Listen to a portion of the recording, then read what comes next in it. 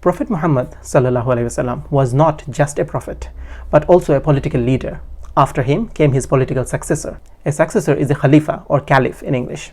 In episode 1 of the series, we explained what a Caliph and a Caliphate is. In this video, we are going to talk about the history of the Caliphate, what dynasties were there, who became the Khalifa, and what were the ups and downs of the Caliphate. We're going to learn all of that in this video, inshallah. Welcome to Learn with Syed. I'm Syed Mahmood. Let's learn together. The first stage of the Caliphate, the Rashidun Caliphate, or Khulafa ar-Rashidun, started with Abu Bakr and lasted 30 years. All the caliphs at this stage were companions of the Prophet ﷺ. The capital at the time was initially Medina in Hijaz, which is now within Saudi Arabia, and then Kufa in Iraq.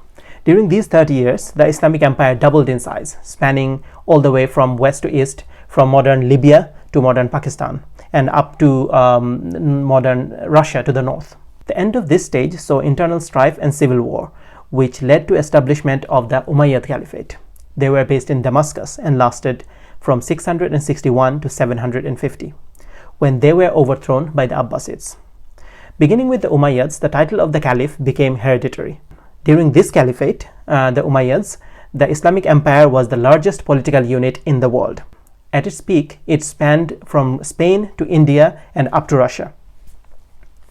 This dynasty was overthrown by the Abbasids, who ruled actively from 750 to 1258, and then as nominal figureheads until 1517. Their time saw less territorial expansion and more scientific, cultural and religious scholarship. Islamic art and architecture also flourished significantly during their reign.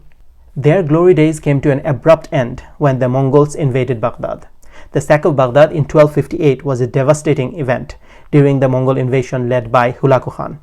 The Mongol forces captured and ransacked the city, leading to widespread destruction, loss of life, and the end of the Abbasid Caliphate's power in the region, marking a significant turning point in the Islamic history. As none of the royal family members were spared, the Caliphate at this stage almost came to an end.